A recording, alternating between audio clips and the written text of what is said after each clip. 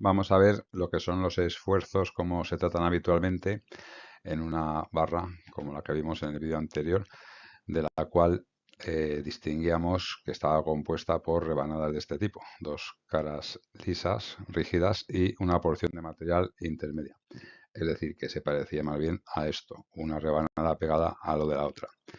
Distinguimos dónde está el eje, la directriz de la viga, de la barra, y el plano en el que vamos a centrarnos, puesto que en la otra dimensión prácticamente no hay esfuerzos, no suele haber cargas. Con lo cual nuestra rebanada en la que vamos a ver los esfuerzos, pues tiene una ubicación concreta en la directriz y está orientada de esta forma.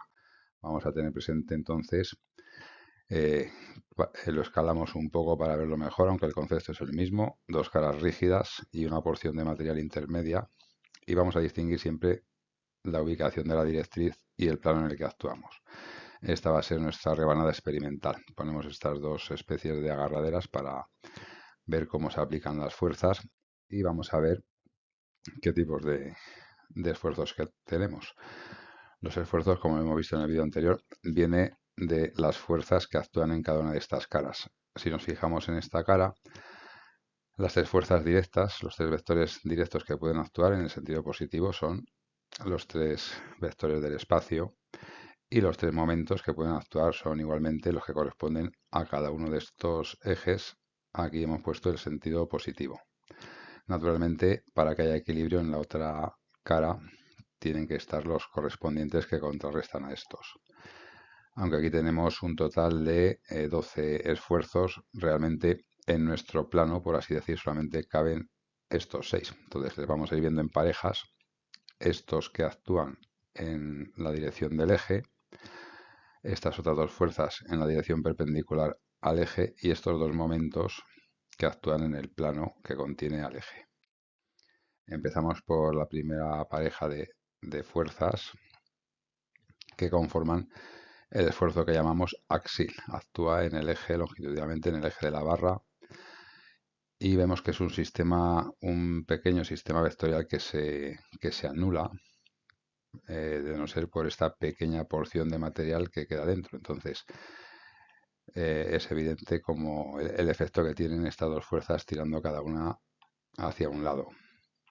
Tienden a alargar esa porción de material que hemos puesto entre las dos caras rígidas. Aquí hay una pequeña salvedad, y es que da la impresión de que se crea materia. Bueno, realmente esta parte adelgazaría al estirarse, pero a efectos de alargamientos y acortamientos, a lo que es el efecto directo del axil, pues no lo tenemos en cuenta, con lo cual esta es más o menos el símbolo que usamos habitualmente, la rebanada, y cada fuerza en un lado de esa rebanada estirando el material.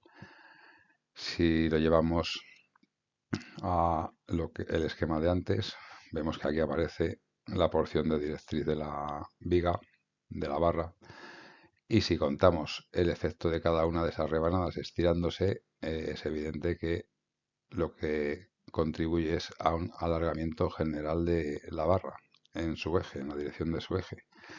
El eje original, la directriz original medía esto y posteriormente se alarga hasta los nuevos extremos. Este alargamiento es producido por estos esfuerzos en los extremos de la barra que se traducen en los mismos esfuerzos en cada una de las rebanadas. El siguiente efecto que vamos a ver es el de momento. El momento flector, podemos simbolizarlo así, un retorcimiento simétrico que hay en cada cara de la rebanada. También vemos que es un sistema que se equilibra y lo que produce pues es una inclinación de estas dos caras. Lo ejemplificamos así y nuestra porción de la directriz, aunque se curvaría para seguir esa inclinación, damos por sentado que esa curva es mínima, es diferencial, y por lo tanto podemos asimilarlo a la longitud original de la directriz en esta rebanada, por lo que la directriz no se alargaría. No contemplamos que aumente o disminuya de longitud, es decir, si queremos ver el efecto que hace esta inclinación, pues vamos a ver que produce una al lado de otra este efecto en la barra general. Esto naturalmente está exagerado, pero vemos que la longitud de la directriz es la misma, puesto que esta curvatura pues, es prácticamente imperceptible. Lo que sí ocasiona es este giro, y este giro comparado con la posición original de dos puntos cualquiera también da lugar a un desplazamiento vertical. Si hacemos la perpendicular en uno de los extremos y en otro de los extremos, que son los puntos más alejados, pues vemos que efectivamente tenemos aquí un giro, que es en lo que se traduce este efecto llevado a una barra. El último efecto que vamos a ver es el cortante. Aquí hemos puesto las flechas al contrario que lo que indica su sentido positivo, aunque vendría a ser la misma rebanada vista desde el otro lado. Una de las peculiaridades de este efecto, que es el cortante. Otra peculiaridad es que no es un sistema vectorial simétrico, ni siquiera es un sistema que se anule, ya que este pequeño ancho, esta pequeña distancia que hay entre las dos fuerzas, genera un pequeño momento, en este sentido, que requeriría un diferencial de momento en el sentido contrario que lo contrarrestase.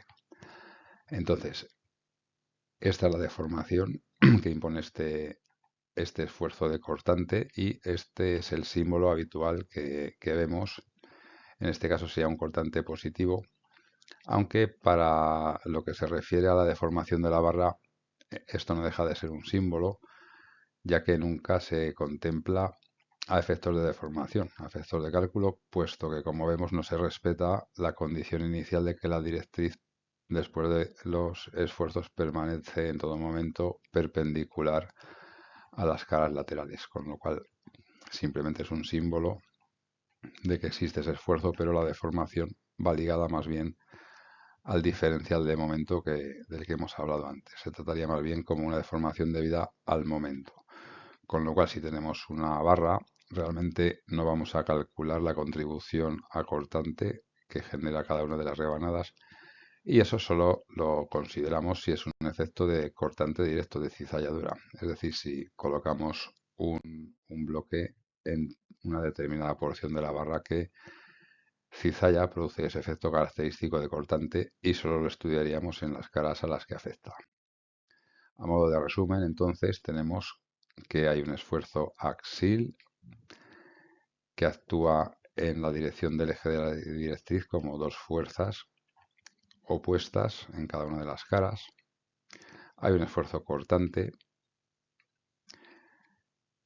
que actúa con dos fuerzas paralelas a las caras, también opuestas, y un esfuerzo de momento flector, que tiende a inclinar cada una de las caras, formando ahí un giro.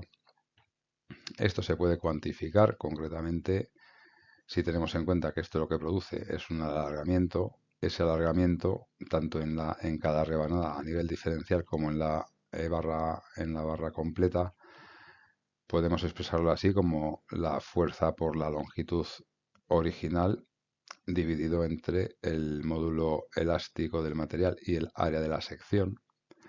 El cortante ya hemos dicho que no se calcula, efectos de deformaciones generales de la barra, y el momento flector tiene que ver con el giro. Lo que produce aquí es un giro que también implica un cierto desplazamiento, y ese giro tiene que ver, está en relación directa con el momento, y está en relación inversa con el módulo de elasticidad y la inercia de la sección.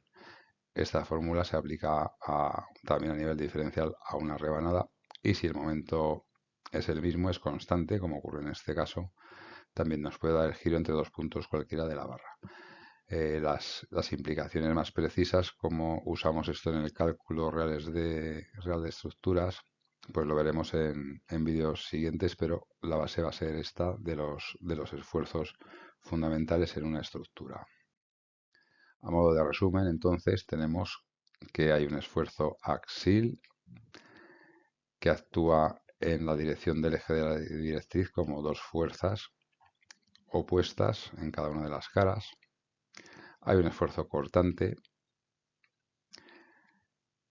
que actúa con dos fuerzas paralelas a las caras, también opuestas, y un esfuerzo de momento flector, que tiende a inclinar cada una de las caras, formando ahí un giro.